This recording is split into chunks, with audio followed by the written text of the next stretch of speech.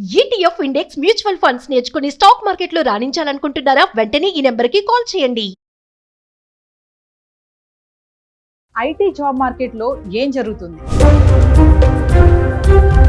Present చేస్తున్న వారి పరిస్థితి ఏంటి, ఐటీ రంగం పైనే ఆధారపడిన వాళ్ళ భవిష్యత్తు ఎలా ఉండబోతుంది, ఎప్పుడు పింక్ స్లిప్స్ ఇస్తారో తెలియని పరిస్థితి, ఉద్యోగం ఉంటుందా ఊడుతుందా, మరి దీనిపైన ఆధారపడిన వాళ్ళ పరిస్థితి ఎలా ఉండబోతుంది?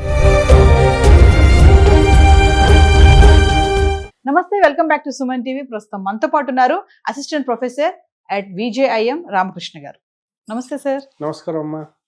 సార్, ఐటీ లే ఆఫ్స్ చూస్తున్నాం, ప్రెసెంట్ ట్రెండ్ నడుస్తుంది. రీసెంట్గా చూసుకుంటే పెద్ద టెక్ కంపెనీ అయినటువంటి టీసీఎస్ మరి ఉన్న పలంగా 12,000 మందికి పింక్ స్లిప్స్ ఇచ్చేసింది.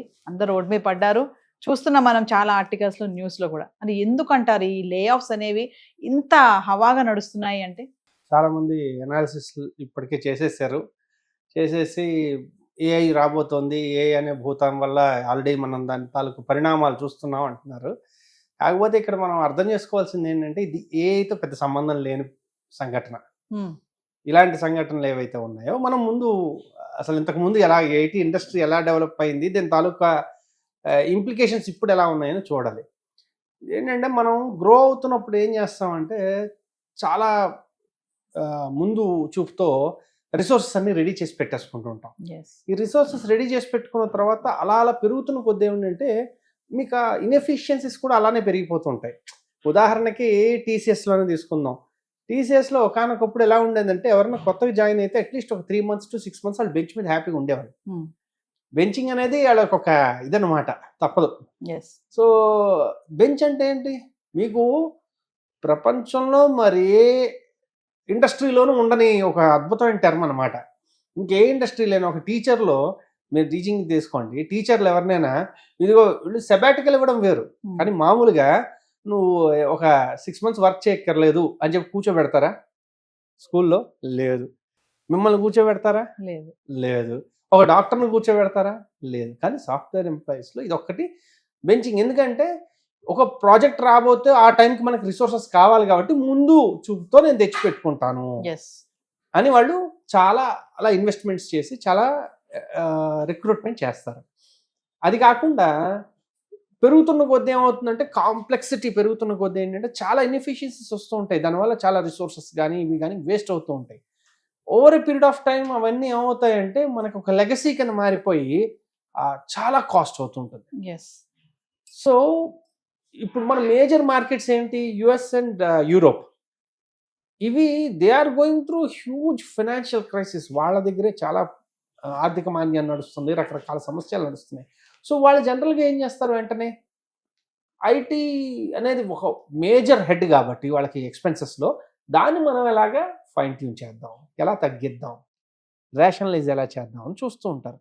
చూసినప్పుడు ఆబ్వియస్లీ ఏం చేస్తాం, మనం కొంచెం ఒళ్ళు వచ్చేసింది అనగానే ఫస్ట్ మనం ఏం చేస్తాం, కొంచెం డైట్ తగ్గించడానికి ట్రై చేస్తాం. ఇది కూడా అలాంటిదే. ఇంకా ఎక్సర్సైజ్ దాకా, లేకపోతే మనం దాని ఏమంటారు, ఏదైనా మెడికేషన్ తీసుకుని తగ్గించుకోవడం దాకా వెళ్ళలేదు. జస్ట్ ఇంకా డైట్ కొంచెం తగ్గిస్తేనే ఇలా ఉంది పరిస్థితి. కాబట్టి ఏ అయితే వెంటనే ముడిపెట్టేయద్దు. ఇలాంటి సంఘటనలు ఈ మధ్య జరుగుతున్న వాటిల్లో మొట్టమొదటి జరుగుతుంది అంటే, స్ట్రక్చరల్గా చాలా ఫైనాన్షియల్ ఇష్యూస్ ఉన్నాయి డిఫరెంట్ కంట్రీస్లో. వాటి తాలూకా ఇంప్లికేషన్ ఏంటంటే, every company tries to first reduce wastage. So ఆ పేరుకుపోయిన వేస్టేజ్లో ఒక్కొక్క లేయర్లో కొంత తీస్తూ ఉంటే మనకు కనబడ్డది 12,000. అంటే మరి కొత్తగా జాయిన్ అవుతూ ఉంటారు కదా సార్, మరి వాళ్ళ పరిస్థితి ఏంటి, మరి ఐటీ పైన ఆధారపడిన వాళ్ళ పరిస్థితి ఏంటి? చూసుకుంటే మనము ఇప్పుడు టీసీఎస్ గురించి మాట్లాడుకున్నాం, అలాగే అమెజాన్, గూగుల్, మైక్రోసాఫ్ట్ చాలానే ఉన్నాయి, ఇంటెల్ కంపెనీ కానీ ఇవన్నీ కూడా. ఇంకొకటి ఏంటంటే, ఈ ఐటీ ఉద్యోగాలు చేసే వాళ్ళు వేరే ఏ ఉద్యోగం కూడా చేయలేరు అనేది ఒక టాక్ నడుస్తుంది. ఏం జరుగుతుందంటారు?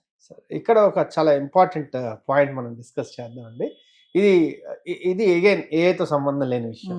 ఇప్పుడు మీరు అన్నారు కాబట్టి ఫ్రెషర్స్ జాబ్స్ కమింగ్ 3-4 yearsలో ఫ్రెషర్స్ జనరల్గా జాయిన్ అయితే సాఫ్ట్వేర్లో ఎస్పెషల్లీ వాళ్ళు అయితే కోడింగ్కి కానీ లేకపోతే టెస్టింగ్కి కానీ జనరల్గా తీసుకుంటారు. These are like the base level jobs.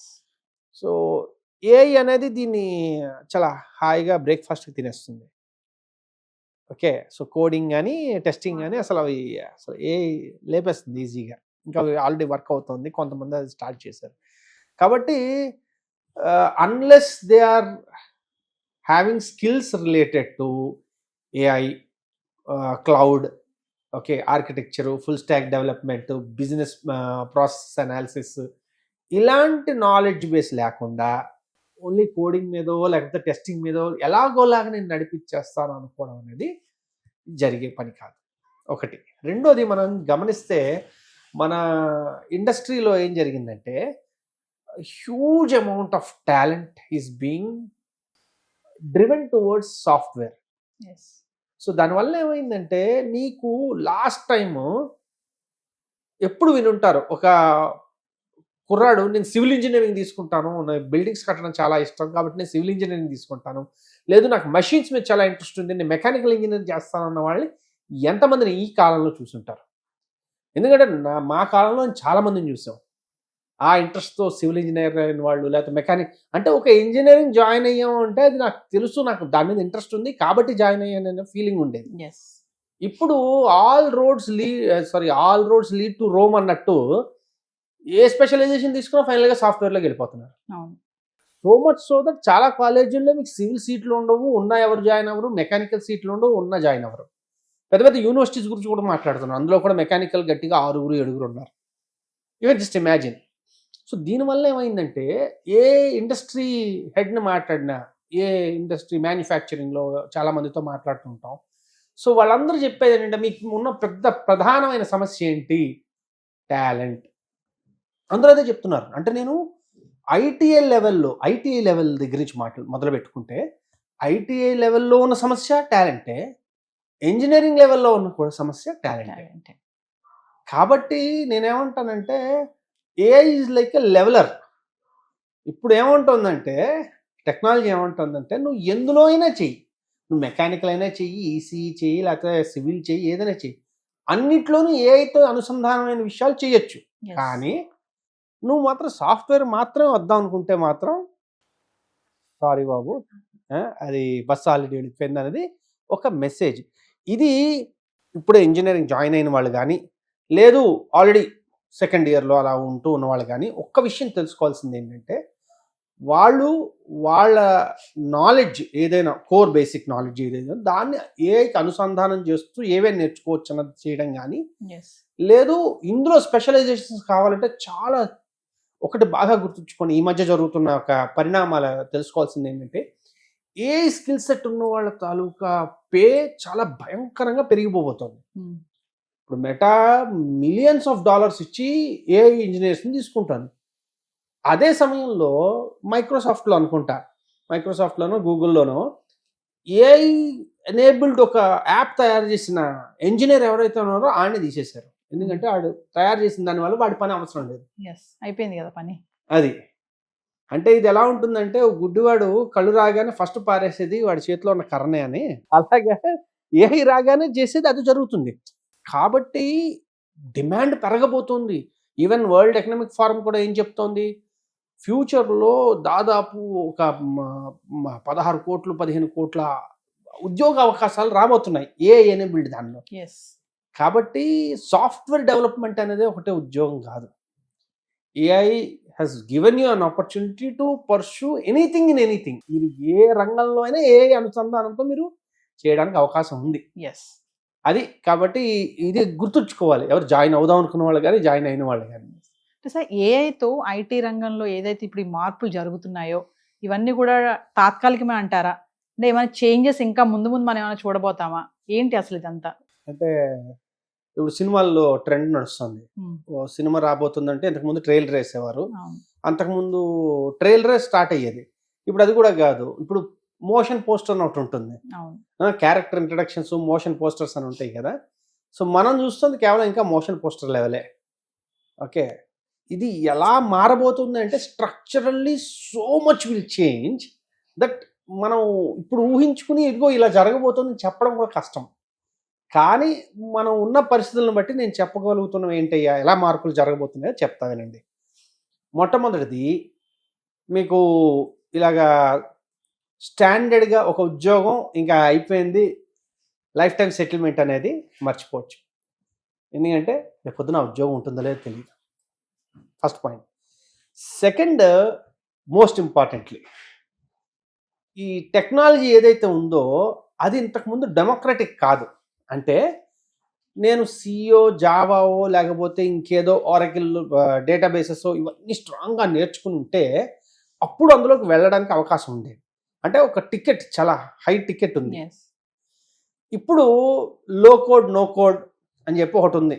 అంటే కోడింగ్ అవసరం లేదు.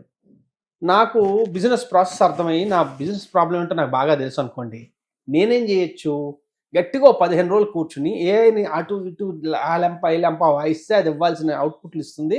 ప్లస్ లో కోడ్ నో కోడ్తో నేను నా సొంత యాప్ తయారు చేసుకోవచ్చు. సో ఏమవుతుంది, టెక్నాలజీ డెమోక్రటైజ్ అయినప్పుడు ఏమవుతుందంటే అందరూ దాన్ని వాడచ్చు, అందరూ దాంతో ఏదో రకంగా డెవలప్ అవ్వచ్చు. ఇందువల్ల ఏమైందంటే ఇది కొంతమందికి, అంటే ఓన్లీ ఇంజనీర్స్కే ఇది వర్కౌట్ అవుతుంది లేదు. ప్రాంప్ట్ ఇంజనీరింగ్లో ఇంగ్లీష్ లిటరేచర్ బాగా ఉన్నవాళ్ళు, అంటే చక్కగా కాంప్రహెన్షన్ చేయగలిగిన వాళ్ళకి బెటర్ ఆపర్చునిటీస్ ఉన్నాయి. కాబట్టి ఇది రెండవ మేజర్ చేంజ్ అవ్వబోతుందంటే ఇట్ విల్ బి డెమోక్రటైజ్డ్. విపరీతంగా రకరకాలుగా బిజినెస్ స్టార్ట్ అవుతాయి.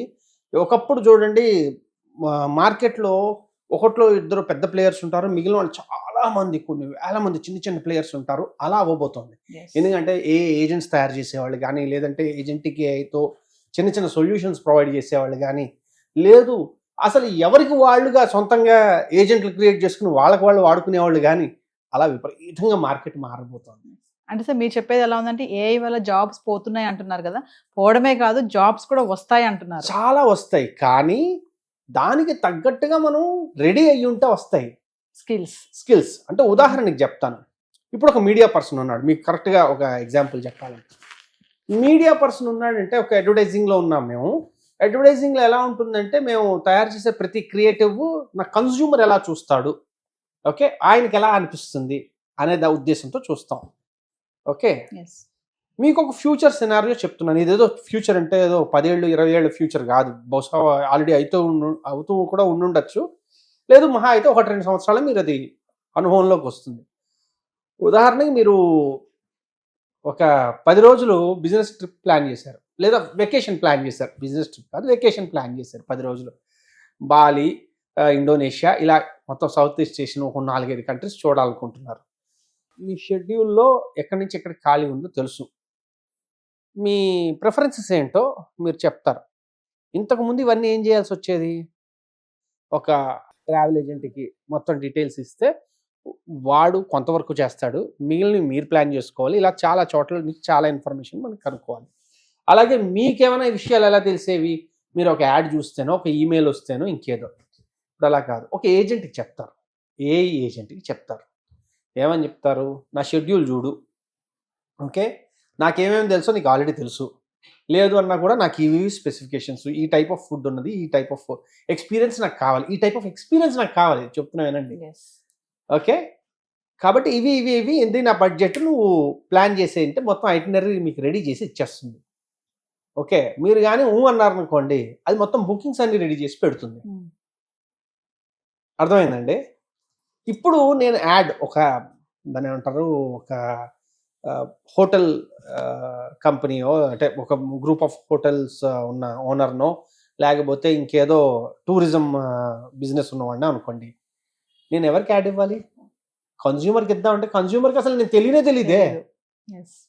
ఏజెంట్స్కి నేను యాడ్ ఇచ్చుకోవాలి. ఏ ఏజెంట్స్ అవి, ఏజెంట్స్ అంటే నా తాలూకా complete advertising strategy, communication strategy మొత్తం మారిపోతుంది. నేను మనుషులతో ఇప్పుడు మాట్లాడాల్సిన అవసరం లేదు, నేను తయారు చేయాల్సింది ఏఐ ప్రోగ్రామ్స్కి ఎలా సూట్ అవుతుంది, అది సెర్చ్ కొడితే నాది పికప్ అవుతుందా లేదా, దానికి తగ్గట్టు ఉండాలి అన్నది నేను ఉండాలి. అంటే చూసారా, అంటే జాబ్ పోలేదు, చూడడానికి ఒక రకంగా ఏంటంటే జాబ్ పోయింది అనిపిస్తుంది, కానీ ఇది రిఫైన్ అవుతుంది. చాలా హై లెవెల్ జాబ్స్ క్రియేట్ అవుతున్నాయి, కొద్దిపాటి హై లెవెల్ జాబ్స్ క్రియేట్ అవుతున్నాయి. బేస్ లెవెల్లో చాలా రకాల జాబ్స్ ఏవైతే ఉంటాయో ఏఐకి సంబంధించిన వాటిలో చాలా ఆపర్చునిటీస్ ఉంటాయి. Thank you sir. ఓకే.